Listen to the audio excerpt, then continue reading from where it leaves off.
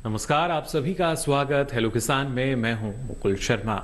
Hello किसान कार्यक्रम में आपके लिए अलग अलग विषय लेकर हम हाजिर होते हैं और आज के जो विषय हैं काफ़ी महत्वपूर्ण है और उनके समय के अनुसार अगर देखा जाए तो उनकी जो महत्व है वो और भी ज़्यादा बढ़ जाता है। आज के क्या विषय रहेंगे, आइए सबसे पहले आपको इसके बारे में जानकारी देते हैं। आज हम बात करेंगे स्ट्रॉबेरी की खेती की और साथ ही बात होगी रेशम कीट पालन की। इन दोनों विषय से संबंधित अगर आप कुछ भी जानकारी लेना चाहते हैं, कुछ सवाल पूछना चाहते हैं तो आप हमारे टोल फ्री नंबर हैं, इन पर आप हमें कॉल कर सकते हैं। नंबर है 1800-113060, साथ ही 1800-113061। इन दोनों नंबर्स पे आप हमें कॉल कर सकते हैं और आपके सवालों के जवाब देने के लिए दो बेहद ही खास मेहमान आज हमारे साथ स्टूडियो में मौजूद हैं। इनका परिचय आपसे हम करा देते हैं। हमारे साथ मौजूद हैं डॉक्टर राम आश्रय जी, आप प्रधान वैज्ञानिक हैं तोड़ाई उपरांत प्रौद्योगिकी संभाग से, भारतीय कृषि अनुसंधान संस्थान पूसा नई दिल्ली से। बहुत बहुत स्वागत आपका डॉक्टर राम आश्रय जी।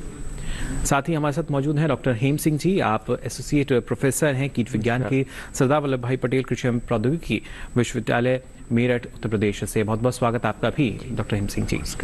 तो देखिए, जैसा हमने आपको बताया कि आज के जो हमारे दोनों महत्वपूर्ण विषय रहेंगे और उसमें अगर हम पहले स्ट्रॉबेरी की अगर बात कर लें, क्योंकि त्योहारी सीजन अब शुरू हो चुका है और इस दौरान हम देखते हैं कि जो फल है उनका भी किस तरीके से कारोबार बढ़ता है, किसानों को फायदा मिलता है। लेकिन जब स्ट्रॉबेरी की खेती की हम बात करते हैं तो किस तरीके से जो फल है ना सिर्फ किसान इसकी खेती कर रहे हैं बल्कि बाजार तक पहुंच रहा है। इस दौरान कई ऐसी बातें हैं जिनका ख्याल हमें रखना चाहिए और अभी का जो समय है वो काफी महत्वपूर्ण हो जाता है स्ट्रॉबेरी की खेती के लिहाज से भी। डॉक्टर रामाश्री जी, निश्चित तौर पर यूँ कहें कि स्ट्रॉबेरी हमारे देश में अब पांव जमा रही है और दिन प्रतिदिन साल दर साल इसका क्षेत्रफल बढ़ता जा रहा है। उसकी वजह है ये बहुत ही गुणकारी फल है और एक ऐसा फल है जो कि आपके लगाने के बाद 90 से 100 दिन के अंदर किसानों को आमदनी देता है। ये एक ऐसा ही एक पहला और निराला फल है इसकी कम समय अवधि में किसानों को आमदनी देना शुरू करता है। इस लिहाज से दूसरा, ये इसमें एक ऐसे कुछ तत्व है जो स्वास्थ्य के लिए बहुत ही अच्छे होते हैं। खासकर इसमें इलायजिक एसिड नाम का एक अम्ल पाया जाता है जो कि एंटी कार्सिनोजेनिक, जो आपका कैंसर प्रतिरोधी क्षमता इसमें बहुत ज़्यादा पाई जाती है। इसके अलावा इसमें जो शुगर की मात्रा है वो काफ़ी कम होती है, इसलिए जो हमारे डायबिटिक लोग हैं वो भी इसका अधिक से अधिक सेवन कर सकते हैं। ये कुछ इसके गुण हैं और इसमें अगर मुनाफे और फायदे की बात देखें तो आपके 90 से 100 दिन में अगर 1 रुपये आप लगाते हैं तो आप 5 रुपये से लेकर 10 रुपये तक लाभ प्राप्त कर सकते हैं। तो इसकी अहमियत को आप समझ सकते हैं। बिल्कुल, देखिए आर्थिक दृष्टि से भी काफ़ी लाभकारी और स्वास्थ्य की दृष्टि से भी, लेकिन किसानों के नज़रिए से अगर देखा जाए तो इस दौरान आपको कैसे इस फसल को और लाभकारी बनाना होगा, ये सारी जानकारी आपको हम देंगे हमने इस कार्यक्रम में। लेकिन पहले आइए नजर डाल लेते हैं इस खास रिपोर्ट पर।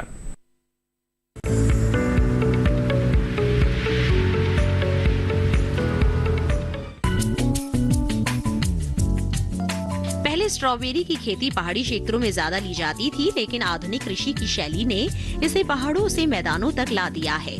अब इसकी खेती मुख्य रूप से हिमाचल प्रदेश, जम्मू कश्मीर, उत्तर प्रदेश, महाराष्ट्र, दिल्ली, पंजाब, हरियाणा, राजस्थान और पश्चिम बंगाल में ली जा रही है। स्ट्रॉबेरी के लिए बलुई दोमट मिट्टी सबसे उत्तम मानी जाती है। नाजुक फसल होने की वजह से इसे ग्रीन हाउस में लगाना ज्यादा बेहतर और सुरक्षित है। किसान अगर इसकी खेती खुले में करे तो क्यारियों में लगाना ठीक रहता है, जिससे जल निकासी के बेहतर इंतजाम किए जा सके। पौध रुपाई से पहले खेत से खरपतवार पूरी तरह से हटा दे। साथ ही स्ट्रॉबेरी की रुपाई सितंबर से नवंबर माह के मध्य करें। सितंबर के पहले सप्ताह में खेत की 3 बार अच्छी जुताई कर ले। बेहतर उत्पादन के लिए गोबर की खाद का इस्तेमाल करें। पोटाश और फास्फोरस भी प्रयोग मृदा परीक्षण के आधार पर करें। पौधों से पौधों की दूरी 30 सेंटीमीटर, कतार से कतार की दूरी 60 सेंटीमीटर रखें। स्ट्रॉबेरी के पौधों को सर्दी यानी पाला लगने से बचाने के उपाय करना चाहिए। इसके अलावा मिट्टी से होने वाले रोगों से बचाने के लिए पौधों की जड़ों को डाइथेन M45 से 10 मिनट तक शोधित करके छाया में सुखाएं। स्ट्रॉबेरी की जड़ें बहुत गहरी होती है, इसलिए समय समय पर हल्की सिंचाई करते रहे। इसमें आमतौर पर तेला, माइट, कटवार्म या सूत्रकृमि जैसे कीटों का खतरा रहता है। डाइमेथोएट या डिमेटॉन का इस्तेमाल करके इन कीटों पर काबू पाया जा सकता है। किसान दवा का इस्तेमाल हमेशा कृषि विशेषज्ञ की सलाह पर ही करे।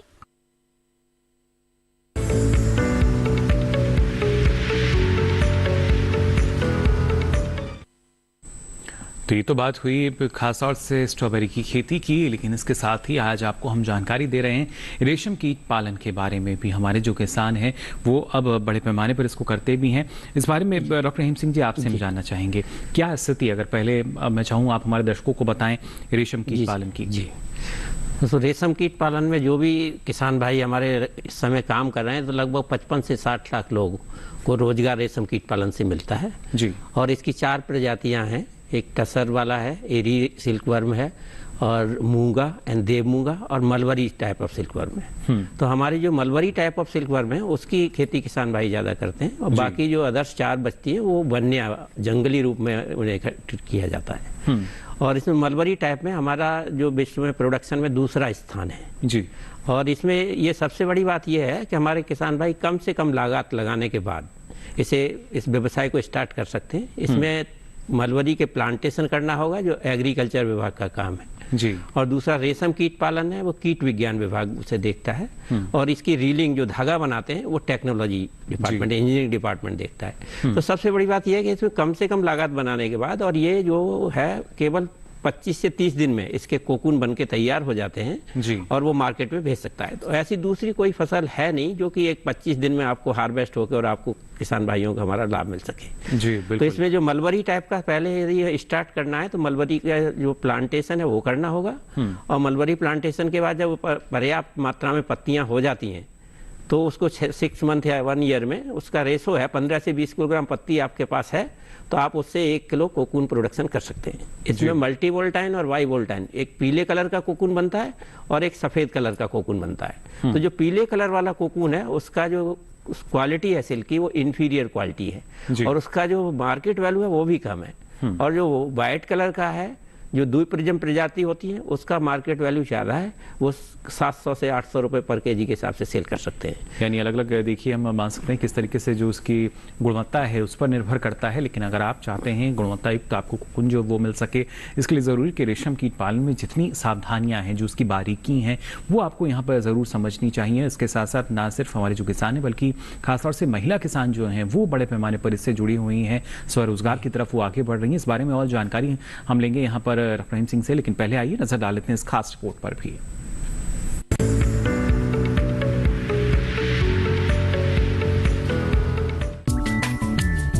भारत की रेशमी साड़ियाँ देश के बुनकरों की शिल्पकला का बेहतरीन उदाहरण है। इसीलिए भारत में रेशम कीट पालन बड़े पैमाने पर किया जाता है। रेशम कीट पालन करके किसान अच्छा खासा मुनाफा कमा सकते हैं। रेशम उत्पादन या इसकी खेती को सेरीकल्चर कहते हैं।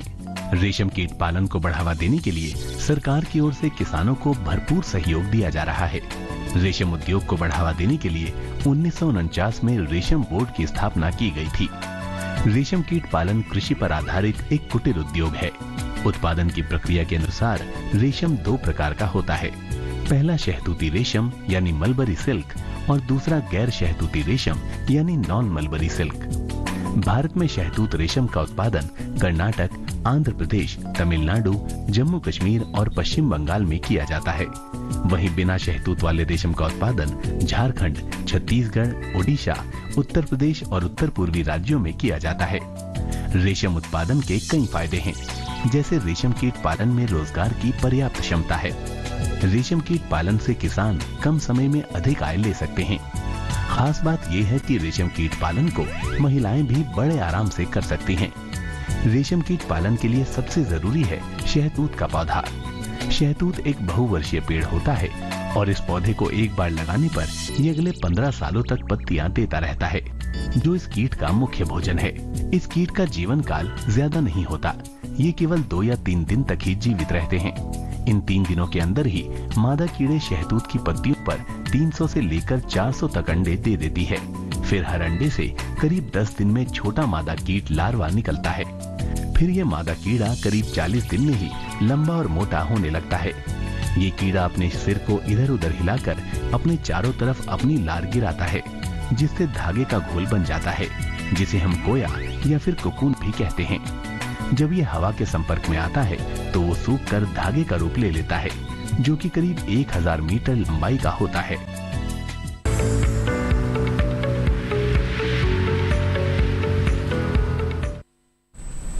तो जाना आपने कैसे रेशम कीट पालन से आप जुड़ सकते हैं, लेकिन इसके लिए जो प्रशिक्षण है वो होना बेहद ज़रूरी, यानी जानकारी होनी बेहद ज़रूरी है। इस बारे में हम जानकारी लेंगे हमारे विशेषज्ञ से, लेकिन दर्शकों के जुड़ने का सिलसिला हमारे साथ शुरू हो चुका है।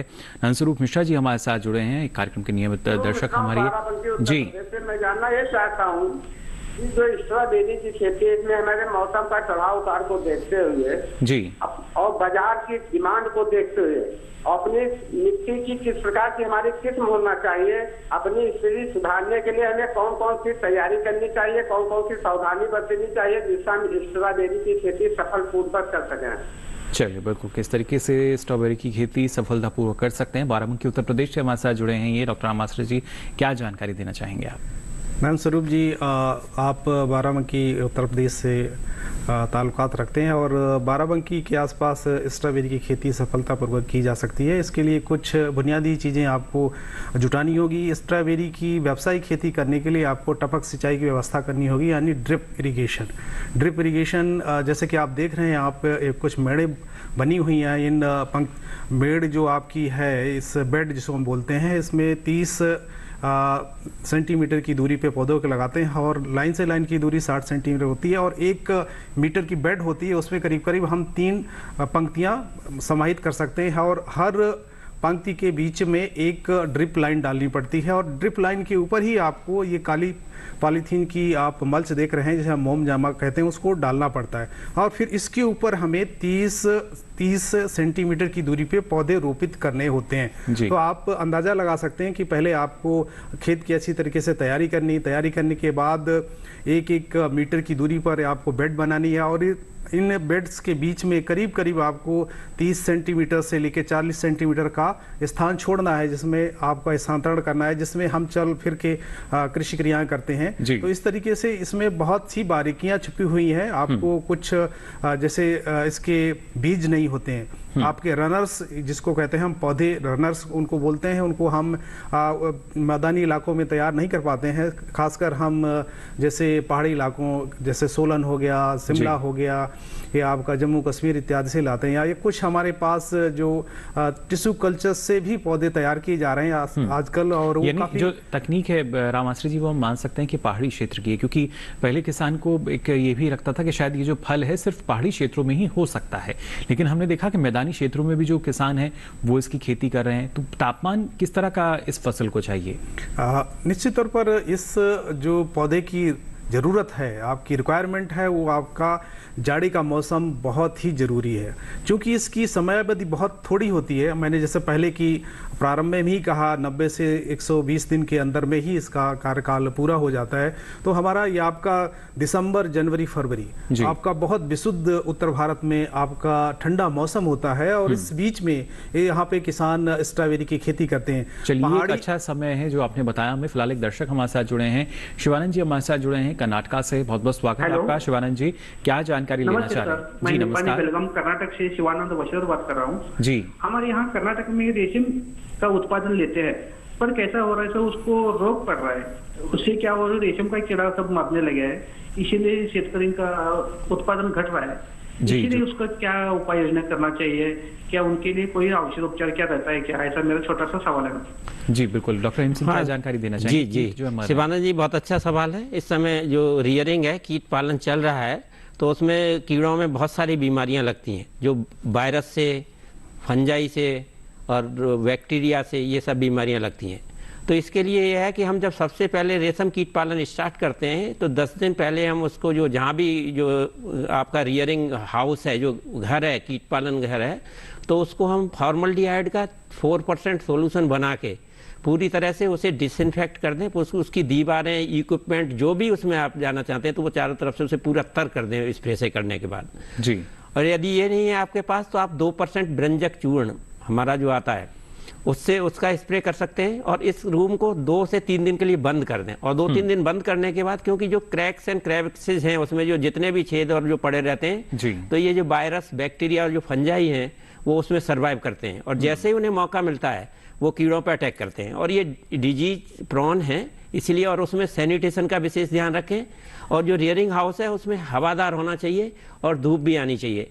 और जो चूना है, चूना को चारों तरफ उसके डालें जी। और उसमें ये सावधानी रखें कि जो कीट मरे हैं उन कीटों को यदि हम हाथ से उठाते हैं तो उन्हें एक बाल्टी में थोड़ा व्यंजक चूर्ण डाल लें या फिर चूना में उसमें कलेक्ट करें जी। उसमें हम इकट्ठा करेंगे और उसको अलग करेंगे। और जब हम उस कीड़े को उठाने के बाद जो मरे हुए कीड़े हैं उन्हें उठाएंगे तो अब हेल्दी कीड़े को तब छुएं जब पहले हाथ आप साबुन से साफ कर लें, और बाहर से जब कभी भी आएँ तो हाथ साफ करने के बाद ही एंट्री करें, और जो सूज हैं वो रियरिंग हाउस से जो कीट पालन गृह है उससे बाहर ही उतारें तो ज़्यादा अच्छा होगा। चलिए, बिल्कुल ये सावधानी आपको रखनी होगी, और किस तरह की सावधानी रखनी चाहिए इस दौरान आपको बताएंगे, लेकिन फिलहाल यहाँ रुक रहे हैं एक छोटे से ब्रेक के लिए।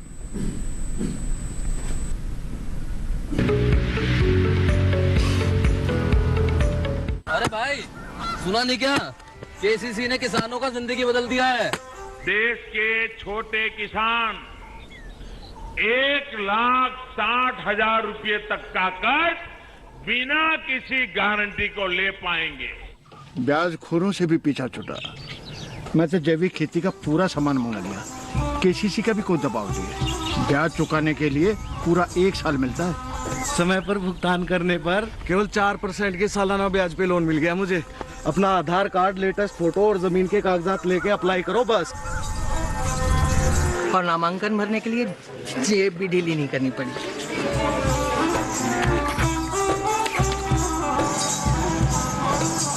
चाचा, उधार चुकाने के 24 घंटे के बाद उतने ही पैसे वापस निकाल सकते हैं। केसीसी ने किसानों की जिंदगी वाकई बदल दी है। तो आप भी किसान क्रेडिट कार्ड अपनाएं और सहजता से ऋण पाएं।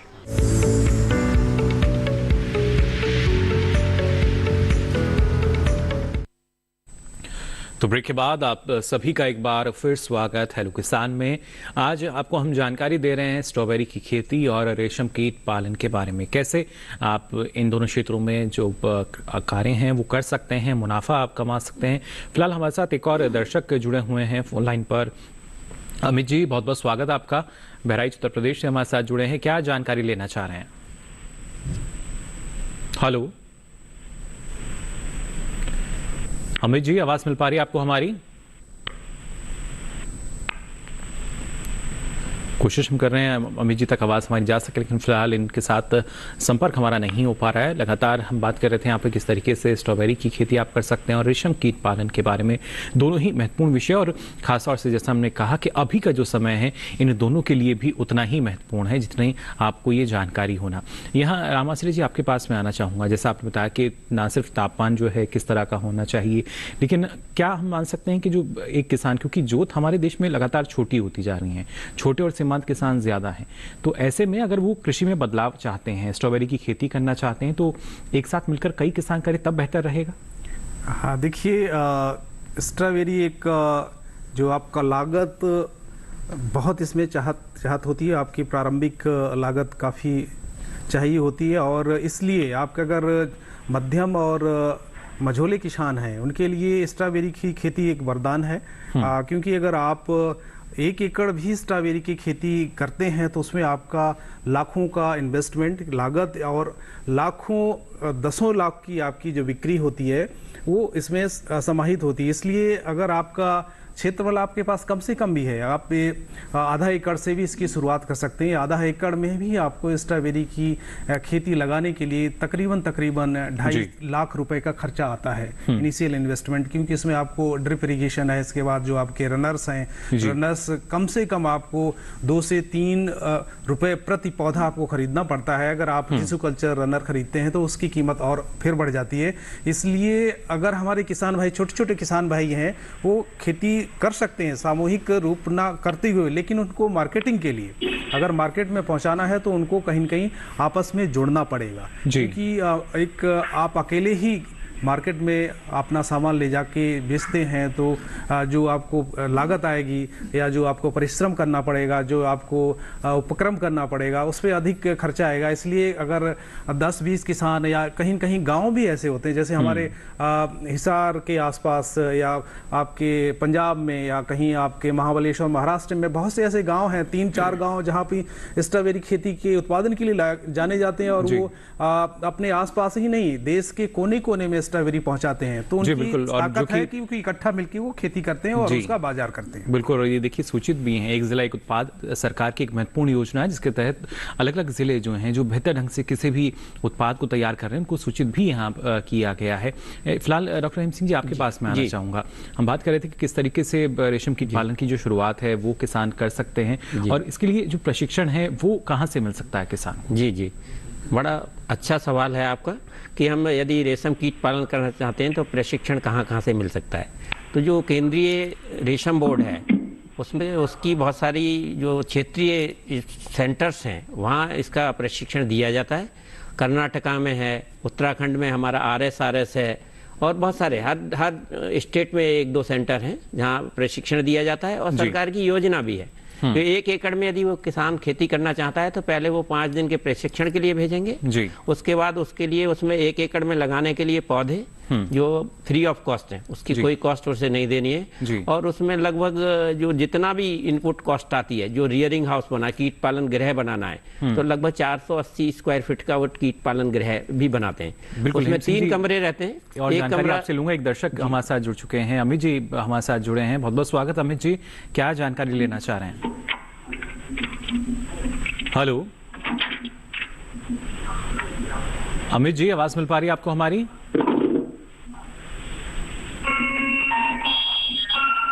हेलो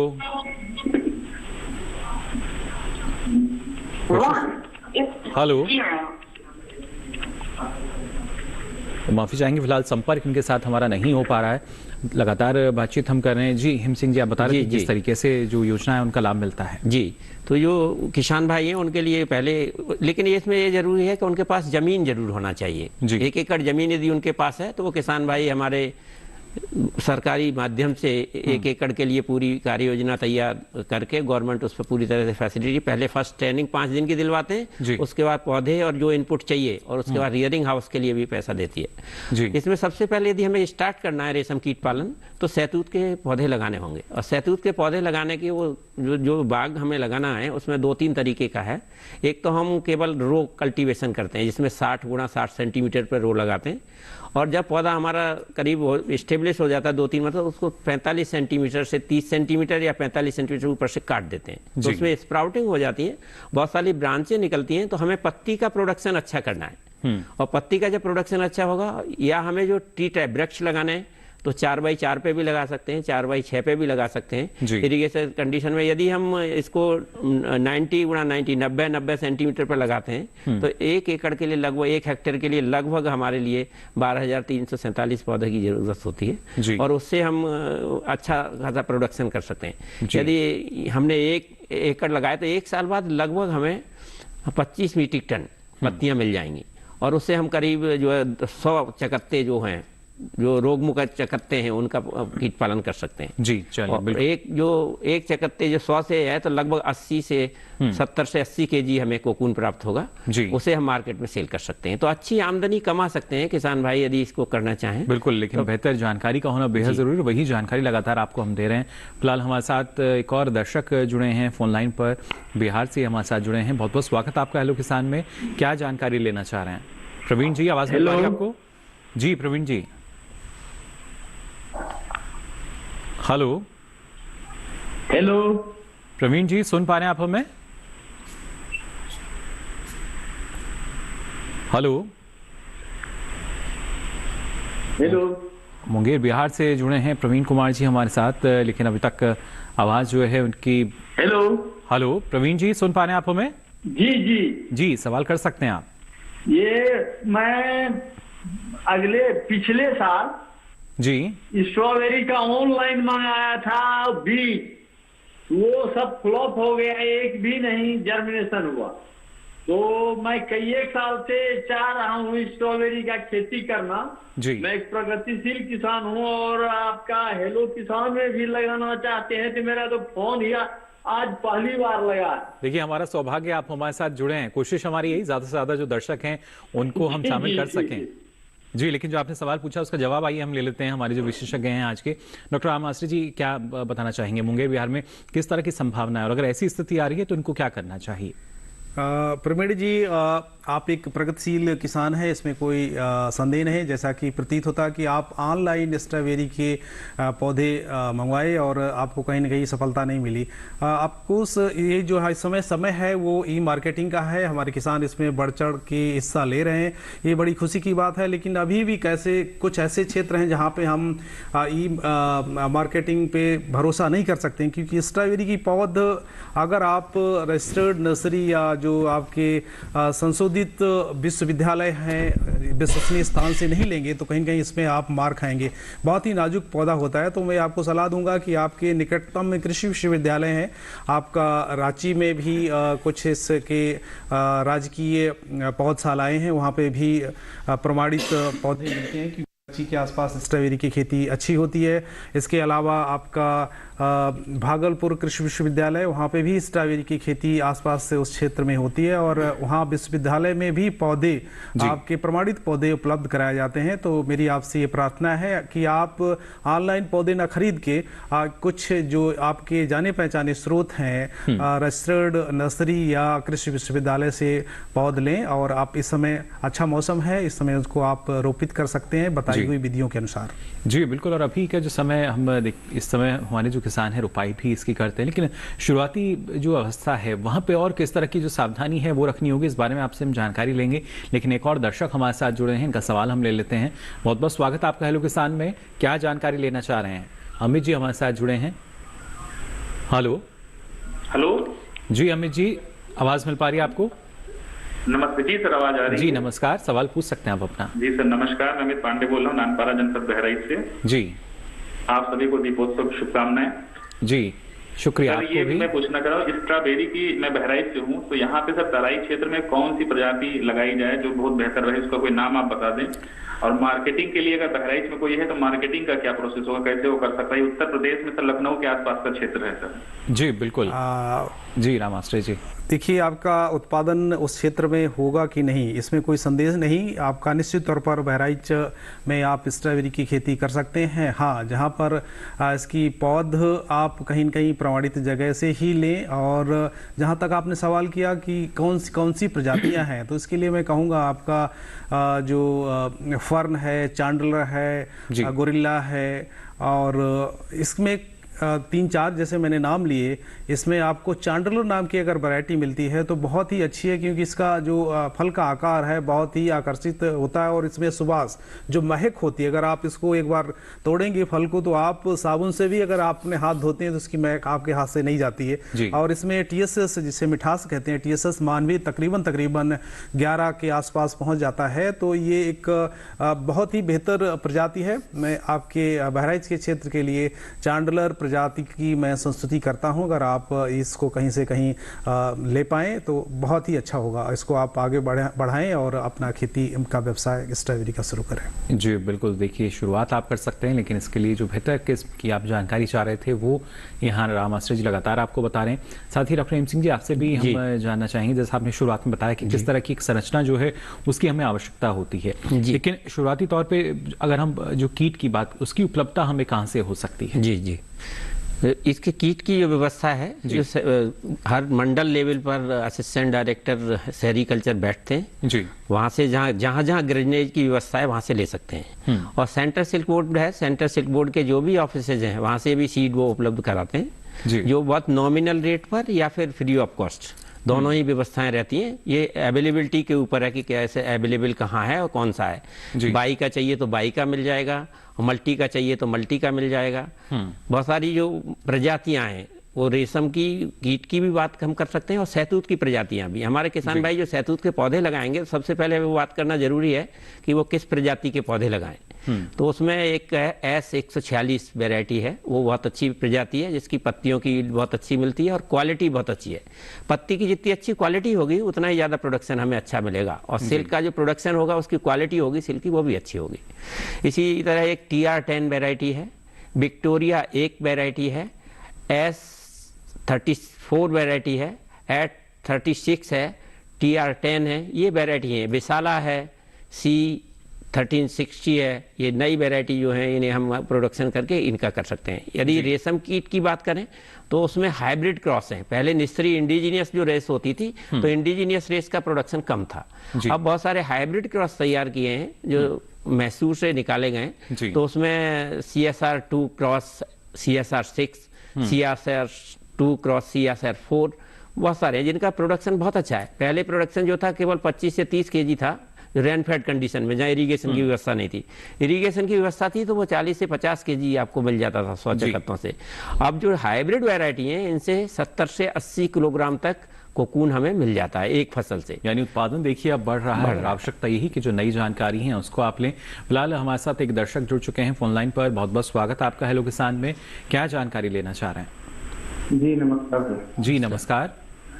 जानकारी लेना चाहता हूँ कि हमारे इधर दोमट मिट्टी है और गेहूं होते हैं, लहसुन होती है, प्याज होते हैं, हम ये स्ट्रॉबेरी का बोल रहे हैं। चलिए बिल्कुल रामाश्री जी, कितनी संभावना है यहाँ पर?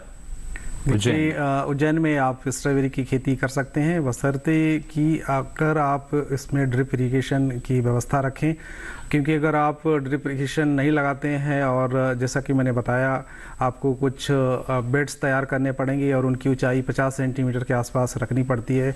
तो अगर आपकी दोमट मिट्टी भी है तो उसमें कहीं न कहीं जल रिसाव हो जाता है। और जब आप टपक सिंचाई विधि से सिंचाई करते हैं तो आप पानी कितना देना है उस पर नियंत्रण कर सकते हैं, जिससे कि अगर आपकी ज़मीन अगर भारी भी है, जैसे कि आप कह रहे हैं आपकी दोमट मिट्टी है, तो उसमें भी स्ट्रॉबेरी को आसानी से उगा सकते हैं। लेकिन अगर आप टपक सिंचाई विधि की व्यवस्था नहीं करते हैं, यूँ कहें कि ड्रिप इरिगेशन की व्यवस्था नहीं करते हैं और उसको आप फ्लड इरिगेशन के माध्यम से उसमें सिंचाई देना चाहते हैं, तो निश्चित तौर पर आपकी फसल बिल्कुल वहाँ पे सफल नहीं होगी, आपको नुकसान उठाना पड़ेगा।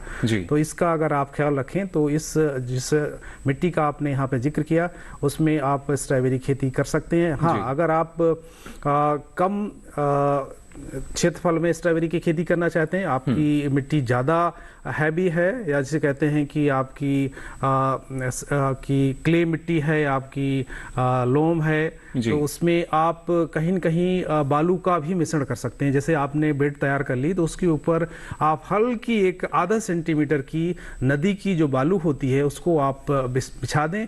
इसके बाद उस पर रोपण करें तो आपकी स्ट्रॉबेरी की खेती की संभावना और अधिक बढ़ जाएगी और आपकी जो मिट्टी हैवी है या कहें कि भारी है वो आपके इसमें कहीं न कहीं आड़े नहीं आएगी। जी, लेकिन देखिए बेहतर परिणाम जो है या अच्छा उत्पादन जो है वो आपको मिल सकता है अगर आप इसमें जो हमारी सिंचाई की अब उन्नत विधियां आ चुकी हैं उनका इस्तेमाल करें।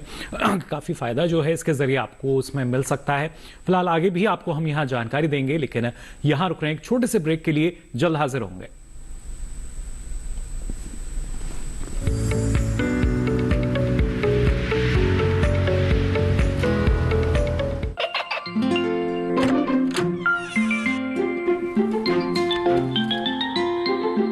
ये क्या हो रहा है?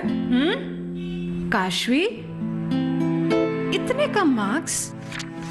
काशू बेटा पढ़ा करो, पढ़ोगी नहीं तो आगे कैसे बढ़ोगी? मम्मा मैं भी तो आपसे यही कहना चाहती हूँ, पढ़ा करो। आप पढ़ोगे नहीं तो आगे कैसे बढ़ोगे? मतलब? वो देखो, सिर्फ बैक पर छपा ऑर्गेनिक नहीं, ऑर्गेनिक का निशान पहचानिए। पीजीएस ऑर्गेनिक का ये लोगो उन किसानों की पहचान है जो आज भी परंपरागत विधि से रसायन मुक्त खेती कर आपके लिए शुद्ध फसल उपजा रहे हैं। अब समझे मम्मा, अगर मैं प्योर ऑर्गेनिक फूड नहीं खाऊंगी तो अच्छे मार्क्स कहाँ से लाऊंगी? अच्छा बच्चों, जैविक खेती की इस मुहिम को आगे बढ़ाइए, शुद्ध ऑर्गेनिक अपनाइए।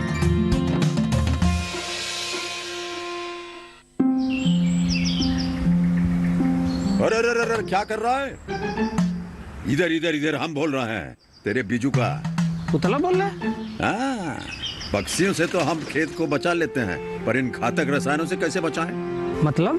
देख बेटा, तू जो ये अंधाधुंध रसायन मिलाता है ना, मिट्टी की सेहत बिगड़ने लगी है और जब माटी ही कमजोर पड़ जाएगी तो उपज कैसे सेहतमंद होगी? अरे पहले ऐसा नहीं था, पूछना अपने बड़े बुजुर्गों से, कैसे फसल लहलहाती थी, शुद्धता झलकती थी। हाँ, माटी भी तंदुरुस्त और लोग भी। अरे पहली वाली बात कहाँ, पर अब तो सभी डाले हैं। सब नहीं, आज भी लाखों जागरूक किसान परंपरागत विधि से फसल उगा रहे हैं। खर्चा कम और उपज की कीमत भी बेहतर पा रहे हैं। ठीक है भाई, मैं भी आज से जैविक खेती शुरू करूंगा। माटी से प्रेम की परंपरा है, परंपरागत खेती।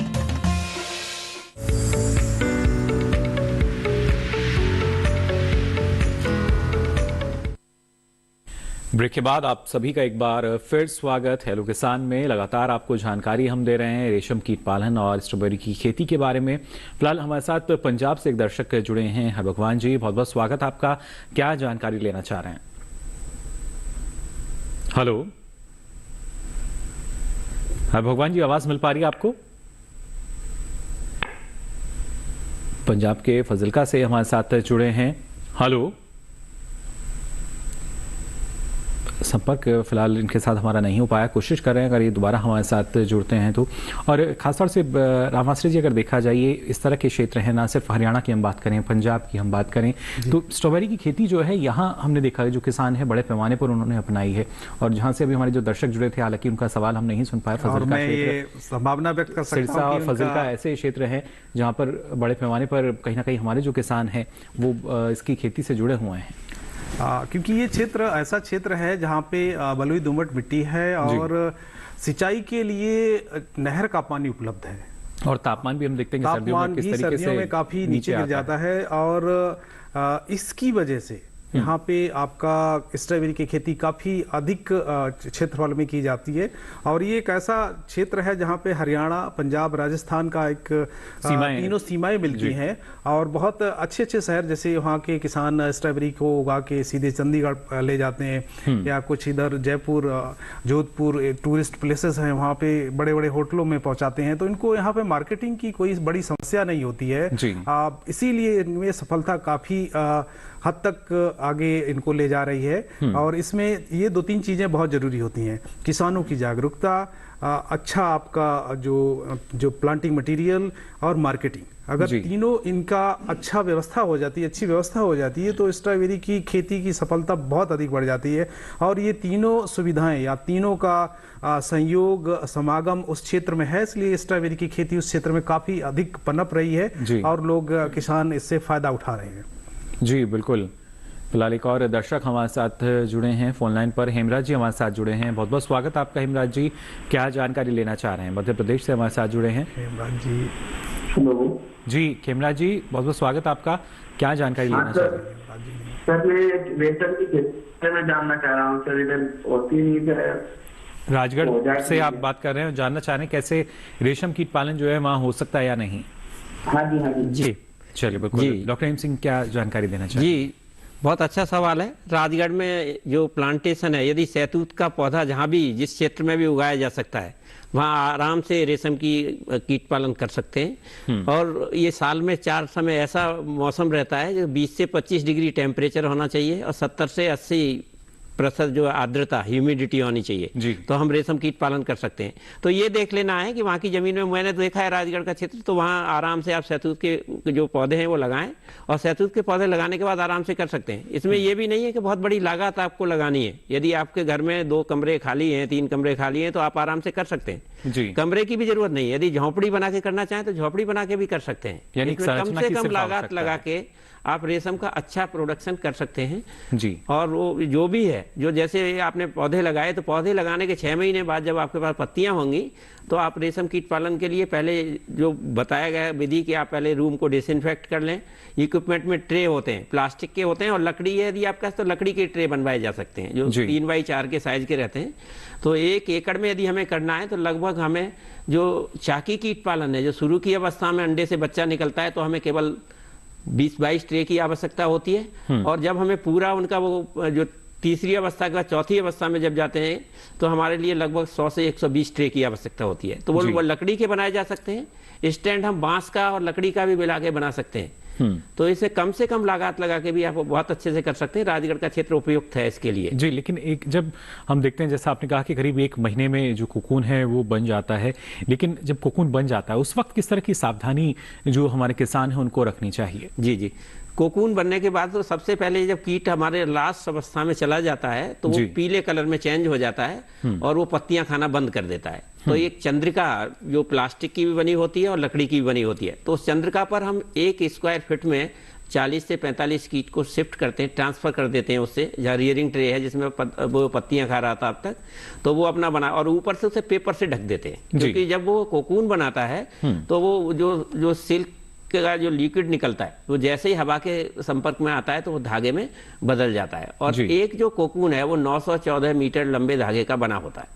जब कोकून पूरा बन जाता है तो 5 से 6 दिन बाद हम चंद्रिका से कोकून की तुड़ाई कर लेते हैं, कोकून को निकाल लेते हैं और उसको हम, यदि टेम्परेचर बाहर 35 से 40 डिग्री है तो बाहर उसमें सुखा देते हैं, अन्यथा हम उसे 50 डिग्री टेम्परेचर पर, लगभग 40 से 50 डिग्री पर रूम में टेम्परेचर देते हैं, जिससे कि उसके अंदर जो उसका एडल्ट है, जो प्रौढ़ मौत है, वो मर जाए। यदि वो ऐसा नहीं करेंगे, हम स्टीफिंग टेक्नोलॉजी बोलते हैं इसे, स्टीफिंग करना होता है, हीट ट्रीटमेंट देना होता है, नहीं करेंगे तो वो अपने मुंह से एक अल्कलाई पदार्थ निकलता है जिससे कोकून राउंड होल में कट जाता है और उसमें जो अंदर जो मौत है वो निकल के बाहर आ जाता है। तो यदि हमें सिल्क जो ग्रेनेज करना है, एग का प्रोडक्शन करना है, DFLs का प्रोडक्शन करना है, तो हमें उसके लिए कोकून को स्टीफिंग में नहीं ले जाना है, अन्यथा उन्होंने हीट ट्रीटमेंट देना है। हीट ट्रीटमेंट देने के बाद उसके लिए हम मार्केट में कहीं भी भेज सकते हैं, तो उससे फिर एडल्ट नहीं निकलेगा। वो 20 से 25 मिनट आप उसे 35 से 40 डिग्री टेम्परेचर पर रखते हैं तो उसके अंदर जो मौत है वो आराम से किल हो जाता है। और वैसे भी उसका जो माउथ पार्ट होते हैं, जो माउथ होते हैं, एडल्ट आता तो है निकल के कोकून से, कुछ भी खाता नहीं है और 3 से 4 दिन में वो अपने आप ही वह केवल मेटिंग करता है, मेटिंग करने के बाद अंडे देता है और अंडे देने के बाद मर जाता है। उसके vestigial type of mouth part होते हैं, कुछ खाता पीता कुछ नहीं है, वो बस केवल प्रोजनी बढ़ाने के लिए, अपनी जनरेशन को आगे ले जाने के लिए बस नेचर में आता है। तो इस तरह से हम उसे कर सकते हैं, कोकून को बढ़िया ग्रेडिंग कर ले और बढ़िया से स्टीफिंग के बाद फिर मार्केट में आप भेज सकते हैं। बिल्कुल, तो देखिए कैसे आप बाजार तक इसको पहुंचा सकते हैं। फिलहाल हमारे साथ लक्ष्मी नारायण जी जुड़े हैं मध्य प्रदेश से, बहुत बहुत स्वागत आपका। क्या जानकारी लेना चाह रहे हैं? नमस्कार, मैं लक्ष्मी नारायण मुरैना मध्य प्रदेश से बोल रहा हूँ। जी नमस्कार, क्या जानकारी चाह रहे हैं मुरैना से आप? मैं जानना चाह रहा था, क्या मुरैना के अंदर हम स्ट्रॉबेरी की खेती कर सकते हैं? चलिए, बिल्कुल, ये जानना चाह रहे हैं मुरैना में कितनी संभावनाएं हैं डॉक्टर राम आश्रय जी स्ट्रॉबेरी? निश्चित तौर पर आप मुरैना में स्ट्रॉबेरी की खेती कर सकते हैं, या यूँ कहें कि जहाँ पे आपकी बड़ी हैवी सॉइल्स नहीं है पूरे उत्तर भारत में, और जहाँ पे शरद ऋतु या यूँ कहें कि तापक्रम विंटर में तकरीबन रात का 10 से 11 के आसपास आ जाता है, और एवरेज जिसे कहते हैं औसतन तापक्रम, और दिन का तापक्रम करीब 25 से 30 डिग्री सेल्सियस के आसपास होता है। तो इन क्षेत्रों में हम स्ट्रॉबेरी की खेती कर सकते हैं, और मुरैना इसी संभावित तापक्रम के क्षेत्रफल में आता है, और तो आप यहाँ पे स्ट्रॉबेरी की खेती आसानी से कर सकते हैं, बशर्ते कि जो आपको हिदायतें बताई गई हैं कि इसमें आपको टपक सिंचाई की व्यवस्था करनी है, आपको मेड़ बनानी है, एक बेड बनानी है, एक मीटर चौड़ी और लंबी, जैसे कि आप इसमें देख रहे हैं। इसमें आपको ब्लैक पॉलीथीन मल्च डालनी है। इसको स्ट्रॉबेरी इसलिए कहते हैं, मैं यहाँ पे रेफरेंस भी देना चाहूँगा, क्योंकि इसका फल बहुत ही नाजुक होता है, और जैसे ये ज़मीन के संपर्क या मिट्टी के संपर्क में आता है, ये ख़त्म होने लगता है, सड़ने लगता है, स्पॉइल होने लगता है। इसलिए जब इसमें हम काली पॉलीथीन की मल्च नहीं डालते थे, तो किसान भाई या दूसरे जो लोग छोटे स्तर पर इसमें का उत्पादन करते थे, इसके नीचे स्ट्रा मतलब भूसा या आपका यूँ कहें कि पराली, जिसे जो अवशेष है, फसल अवशेष है, उनको डालते थे। उसी से इस फल का नाम स्ट्रॉबेरी पड़ा। स्ट्रा जिसे कहते हैं भूसा। तो इस अब स्ट्रा का स्थान ये काली या सफ़ेद पॉलीथीन मल्च ने ले लिया। खासकर काली पॉलीथीन मल्च का ही प्रयोग करते हैं, क्योंकि जब काली हम पॉलीथीन लगाते हैं तो इसके नीचे प्रकाश नहीं जाता है, उसकी वजह से आपका कोई खरपतवार नहीं पनपता है, और आपकी नमी है वो संरक्षित रहती है, आपकी जो बेड होती है या मेड़ होती है, जिससे कि स्ट्रॉबेरी अच्छी तरीके से पनपती है। लेकिन क्या राम आश्रय जी यहाँ भी किस तरह के रोग या बीमारी की संभावना जो है वो बनी रहती है? निश्चित तौर बहुत ही नाजुक फल है। मैं ये कहूँगा कि इसमें जो आम तरीके से हमारे किसान भाई खेती करते हैं, चाहे वो आपकी धान हो, चाहे गेहूँ हो, या आपका ज्वार बाजरा या दूसरी फसलें हों, उसकी तरीके से इसको नहीं किया जा सकता। बहुत ही अधिक इसमें आपको ध्यान देने की ज़रूरत है, बहुत ही अधिक समय और केयर मांगती है। यूँ कहें कि अगर आप हमारा किसान 2 दिन के बाद तीसरे दिन अगर जाता है कभी कभी कभी खेत पे तो देखता है कि वो स्ट्रॉबेरी की फसल खत्म हो चुकी, इतनी नाजुक है। आपको क्षण प्रतिक्षण इस पर नजर रखनी होगी, किस तरीके कीड़े बीमारियां आ रही हैं, इसमें पानी का उतार चढ़ाव किस तरीके से आ रहा है, और आपको इसमें जो तत्व देने पड़ते हैं, जो खाद देनी पड़ती है, उसको हम घुलनशील उर्वरक के रूप में देते हैं। ड्रिप प्रणाली होती है, उसी में हम फर्टिगेशन के माध्यम से इसको पहुंचाते हैं। तो इसमें खासकर जो बीमारियां आती हैं, आपकी रेड रॉट बीमारी आती है खासकर, और जो कीड़े हैं, कीड़ों में जैसे कि आप पता है इसमें सुंडी भी लगती है, और व्हाइट फ्लाई जैसे चिट्टी मक्खी कहते हैं, ये बहुत ज़्यादा आती है ये। और इसके बाद आपका पत्ती लपेटक कीट भी आता है इसमें जी। तो इन सब का कहीं न कहीं हमें नियंत्रण करना पड़ता है। और जैसे कि आप बताया कि कीड़ों का नियंत्रण करने के लिए खासकर इमिडाक्लोरपिड नाम की दवा आती है, या दूसरे और भी कई कीटनाशक हैं, उनका प्रयोग कर सकते हैं। और शुरू में जब आप पौधों की रोपण करते हैं क्यारियों में, मेड़ों पे, तो आपका जो रनर है, पौधा है, उसको हम ट्रीट करते हैं, उसको उपचारित करते हैं, खासकर बविस्टीन, और हमारे जैसे कि प्रारंभिक रिपोर्ट में भी बताया गया है यहाँ पे कि उसको डाइथेन M45 अब इसका नाम बदल चुका है, उसके माध्यम से भी करते हैं। तो खासकर बविस्टीन का आप इसका प्रयोग कर सकते हैं उपचार करने के लिए। यानी इन बातों का देखिए आपको ख्याल रखना होगा, और निगरानी ना सिर्फ आप स्ट्रॉबेरी की खेती कर रहे हैं, रेशम कीट पालन कर रहे हैं, कोई भी फसल जब आप करते हैं तो उसकी जरूरी कि लगातार आप निगरानी करते रहें, उसमें किसी भी तरह का जो बदलाव आए तो समय से आप वहाँ पे उचित प्रबंधन अपना सकें। और जैसे कि हमारे जो विशेषज्ञ बता रहे हैं, अगर किसी वजह से कीट आप उसमें नजर आते हैं तो जो कीटनाशी का आप इस्तेमाल कर रहे हैं, उससे पहले कई और विकल्प हैं, उनकी भी आप जानकारी ले लें। आपके जो निकटतम जो ना सिर्फ आपके कृषि वैज्ञानिक हैं, विशेषज्ञ हैं, वहाँ पर उनसे भी आप जानकारी ले सकते हैं। और इस मंच के जरिए लगातार आप तक हम जानकारी पहुंचा ही रहे हैं। जानकारी का सिलसिला आगे भी जारी रहेगा, लेकिन फिलहाल यहाँ रुक रहे हैं एक और छोटे से ब्रेक के लिए। जल्द हाजिर होंगे, आप बने रहिए दूरदर्शन किसान पर।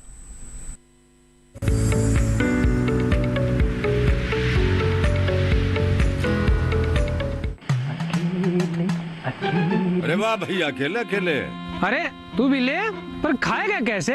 मैं ऑर्गेनिक खेती की बात कर रहा रे बेटे। अकेले अकेले खेती कब तक करेगा? मतलब गांव में 20-25 किसानों का समूह बना के पंजीकरण करवा ले, फिर सरकारी ट्रेनिंग भी मिलेगी और मुफ्त जैविक बीज खाद भी।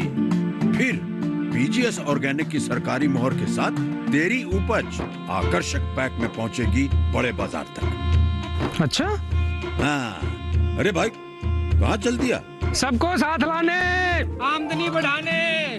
तो किसान भाई समझ गए ना, साथ मिलकर ऑर्गेनिक खेती कीजिए, अपनी परंपरा को आगे बढ़ाइए, ज्यादा मुनाफा कमाइए। माटी से प्रेम की परंपरा है परंपरागत खेती।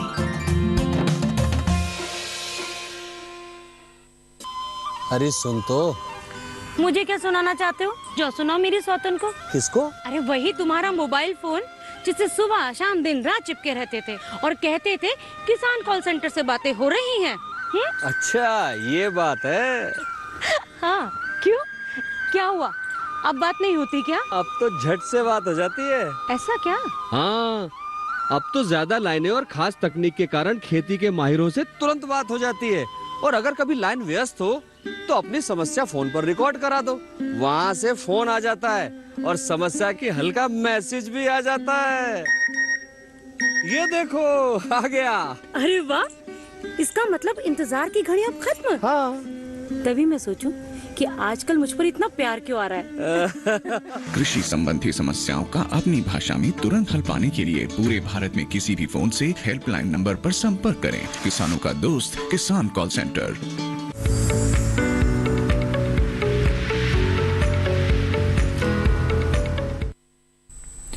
ब्रेक के बाद आप सभी का एक बार फिर स्वागत। हेलो किसान में लगातार आपको हम जानकारी दे रहे हैं रेशम कीट पालन और स्ट्रॉबेरी की खेती से संबंधित इन दोनों विषय के बारे में आप भी कुछ जानकारी लेना चाहते हैं तो हमारे टोल फ्री नंबर हैं, इन पर आप हमें कॉल कर सकते हैं। फिलहाल छत्तीसगढ़ से हमारे साथ एक दर्शक जुड़े हैं फोन लाइन पर। बहुत बहुत स्वागत आपका हेलो किसान में। क्या जानकारी लेना चाह रहे हैं? हेलो हेलो जी, स्वागत आपका। गुजारिश करना चाहेंगे अपने टीवी सेट का वॉल्यूम आप बंद कर दें, इससे आसानी से आपका सवाल हम सुन सकेंगे और हमारा जो एक्सपर्ट जो जवाब देंगे वो भी आप आसानी से सुन। छत्तीसगढ़ में रेशम कीट का पालन कर सकते हैं? छत्तीसगढ़ में रेशम कीट पालन हो सकता है या नहीं? जी जी पटेल साहब, बिल्कुल हो सकता है। जहाँ हमारा जो सहतूत का पौधा है वो लगाया जा सकता है, और सहतूत का हार्डी प्लांट है, जो खराब से खराब ज़मीन है आपकी, चाहे रेतीली ज़मीन है, चाहे आपकी बहुत सारी ऐसी ज़मीन है जो बिल्कुल और खेती नहीं की जा सकती, उसमें सहतूत का पौधा लगा सकते हैं जी। और साल में 4 फसल कम से कम ले सकते हैं। एक तो बरसात के समय में हम ले सकते हैं, एक गर्मी के मौसम में जब हमारा स्टार्ट होता है, और जैसे अभी गर्मी के जाने वाला जो मौसम है हम इस समय भी ले सकते हैं, और एक हमारा जो आता है मार्च, फरवरी और मार्च के बीच में, तो बिना बहुत सारे इक्विपमेंट की व्यवस्था के, जहाँ में ना तो टेम्परेचर मेंटेन करना है, क्योंकि 25 से 30 डिग्री तापमान होना जरूरी है जी। और वो जिस समय भी तापमान है तो हम रेशम कीट पालन कर सकते हैं। आवश्यकता बस इतनी है, और सबसे अच्छी बात इसमें यह है कि घर में जितने भी सदस्य हैं, महिलाएं, बच्चे, क्योंकि काम हल्का है, पत्तियां तोड़नी है और कीड़े को खिलाना है, तो इस काम को आराम से बच्चे भी कर सकते हैं, महिलाएं भी कर सकती हैं, तो किया जा सकता है। सभी छत्तीसगढ़ में भी है, वेस्ट बंगाल में भी है, वहाँ सभी में हो भी रहा है जी। तो बिल्कुल, और आप अच्छे से कर सकते हैं जी। डॉक्टर हेम सिंह, शायद अब ये धारणा भी बदली है, क्योंकि जिस तरीके से कृषि के क्षेत्र में लगातार प्रगति हो रही है, पहले हम सिर्फ मानते थे कि शायद जो दक्षिण भारत के क्षेत्र हैं वहां पर आप सफलतापूर्वक रेशम कीट पालन कर सकते हैं, लेकिन अगर आप देखते हैं तो जैसा आप बता भी रहे हैं कि अलग अलग राज्यों में बढ़ चढ़कर जो किसान हैं वो इसको कर रहे हैं, और खासतौर से जो महिलाओं की भूमिका है वो भी इसमें हम काफी मान सकते हैं। जी जी जी, इसमें सबसे बड़ी बात यह है कि आज भी इसमें अपार संभावना है, क्योंकि आज भी हम 30 से 40% जो रेशम का हमारा जो दूसरे देशों से मंगाते हैं, आयात करते हैं, वो हमारी जो रिक्वायरमेंट है उसे ही हम पूरा कर ले जाएं तो हमारा बहुत सारा पैसा मिलेगा और देश का पैसा देश में रहेगा। तो इसमें वो बहुत अच्छे से किसान भाई हमारे कर सकते हैं, और लगभग सभी स्टेट में रेशम कीट पालन अब किया जा रहा है। पहले 4-5 स्टेट ऐसे थे जिसमें नहीं किया जा रहा था, अब लोगों ने बड़े अच्छे तरीके से इसका कर रहे हैं और अच्छा लाभ कमा रहे हैं। यदि एक फसल हमारे वो लेते हैं और आप ये समझिए कि उससे उन्हें 70 से 80 किलोग्राम कोकून मिल जाता है, और जो 500 से 700 रुपए के रेट में बिक जाता है, और जो प्रोग्रेसिव फार्मर हैं यदि उसी को एक सिस्टम बना के यदि लेते हैं तो 10 से 12 फसल भी इसकी ले सकते हैं, 5 से 6 फसल भी ले सकते हैं। और हमारा जैसे मान लीजिए हमारे पास पत्तियां होनी चाहिए, टेम्परेचर हमारा होना चाहिए 20 से 25 डिग्री के लगभग, और दूसरा ये है कि हमारा जो आर्द्रता होनी चाहिए, और झोंपड़ी हो या कोई रूम हो, कहीं भी इसका रेशम कीट पालन हम कर सकते हैं। ध्यान बस रखना इतना है कि उस रूम को और जो इक्विपमेंट, जो भी उपकरण यूज हो रहे हैं, उन्हें डिसइंफेक्ट करना बहुत जरूरी है, क्योंकि इसमें जो बीमारियां हैं, जो वायरस से फैलने वाली बीमारियां हैं, जो जीवाणु से फैलाने वाली बीमारियां हैं, या जो हमारी फंजाई जो कवक है उससे फैलने वाली बीमारियां हैं, या माइकोप्लाज्मा लाइक ऑर्गेनिज्म से फैलने वाली बीमारी, वो बहुत जल्दी से लगती हैं। तो हमें सैनिटेशन रखना है, एयरेशन रखना है, डैम्पिंग नहीं होनी चाहिए, और पत्तियां जब हम उसे खिलाते हैं तो उसमें पानी बहुत ज्यादा नहीं होना चाहिए। लोग ये करते हैं कि उसे ताजा बनाए रखने के लिए पानी, वो नहीं डालना है। पत्तियां आप रखिए, उन्हें काट के खिलाइए, या हम स्टिक फीडिंग भी देते हैं। जो टहनी काटें, जब हमारी लास्ट स्टेज से 2-3 स्टार के बाद जब चली जाती है तो पूरी की स्टिक काटने के बाद हम ऊपर रख देते हैं, और वो कीड़े उसकी पत्तियां खा लेते हैं, केवल उसका तना बचता है, उस तना को उठा के हम दूसरी तरफ रख देते हैं। चलिए, सावधानी तो जो है हमारे किसानों को रखनी होगी, और सरकार की तरफ से भी लगातार प्रयास किए जा रहे हैं। रेशम विकास बोर्ड के जो हम कह सकते हैं उनकी तरफ से भी अलग अलग राज्य में अब जो कोशिश की जा रही है कि और बढ़ावा दिया जा सके इसके लिए। साथ ही यहाँ डॉक्टर राम आश्रय जी आपसे भी जानना चाहेंगे, और किस तरह की जो सावधानी है वो किसानों को रखनी चाहिए, क्योंकि बहुत ही नाजुक एक फल है ये, और उसमें अच्छा उत्पादन मिले ये किसान के लिए ज़रूरी होता है, और किन बातों का ख्याल रखें? जैसे कि आपने कहा कि बहुत ही नाजुक फल है, जब नाजुक फल है तो इसको आपको हर इसके कदम पे सावधानी बरतनी होगी, खासकर जब हमारे किसान भाई खेत, खासकर महिलाएं इसकी तुड़ाई करती हैं। तुड़ाई करते समय आप ऐसी ट्रे लें जिसमें कि 4 खाने बने होते हैं। 4 खाने मतलब 4 उसके कंपार्टमेंट होते हैं। जब फल हम तोड़ें, कुछ छोटा होता है, कुछ मझोले आकार, कुछ बड़ा होता है, खासकर 3 श्रेणी का फल होता है, तो उसी समय हम जब फल तोड़ते हैं उस ट्रे में रखते जाएं। छोटा फल छोटी अलग, बड़ा अलग, और मझोले आकार का अलग। इसके साथ साथ जब आप तोड़ाई करते हैं तो आपके नाखून बड़े नहीं होने चाहिए, आपके हाथों में मेटेलिक रिंग, धातु की जो अंगूठी है इत्यादि नहीं होनी चाहिए, क्योंकि बहुत नाजुक फल है, इसमें खरोच आ जाती है, और जब खरोच आएगी तो इसमें फफूंदी या दूसरी बीमारियां पनपेंगी। तो संभावना यहाँ ये हो सकती है कि कितने ये नाजुक फल, और उतनी ही सावधानी आपकी बढ़ जाती है, जिम्मेदारी बढ़ जाती है। तो इन बातों का ख्याल आपको रखना होगा जिससे अच्छा उत्पादन आप ले सकें। फिलहाल हमारे दोनों विशेषज्ञ, आप दोनों ने इतनी महत्वपूर्ण जानकारी आज हमारे दर्शकों को दी, इसके लिए आप दोनों का बहुत बहुत धन्यवाद। तो जाना आपने रेशम कीट पालन और स्ट्रॉबेरी की खेती के बारे में। अब चलिए हमारे जो कल का विषय रहेगा उसके बारे में आपको जानकारी दे देते हैं। कल खासतौर से बात करेंगे रबी फसलों के बीज की उपलब्धता को लेकर और बात होगी मोटे अनाज के प्रसंस्करण की भी।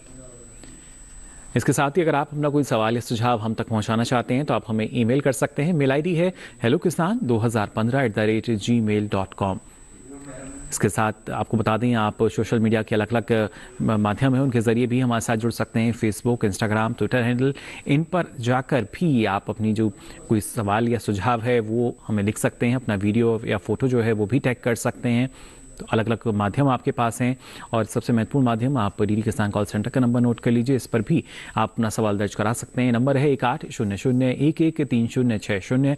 सोमवार से शनिवार सुबह 6 से रात के 10 बजे तक ये लाइन्स खुली हैं। इस पर भी आप अपना सवाल दर्ज करा सकते हैं। और आपको बता दें अब ये सारी जानकारी आप देख सकते हैं डीडी किसान के यूट्यूब चैनल पर भी। इस QR कोड को स्कैन करके आप पहुंचेंगे डीडी किसान के यूट्यूब चैनल पर, जहां ये सारी जानकारी आप हेलो किसान के साथ कभी भी कहीं भी ले सकेंगे। तो फिलहाल आज के लिए हेलो किसान में बस इतना ही। दीजिए इजाजत, नमस्कार।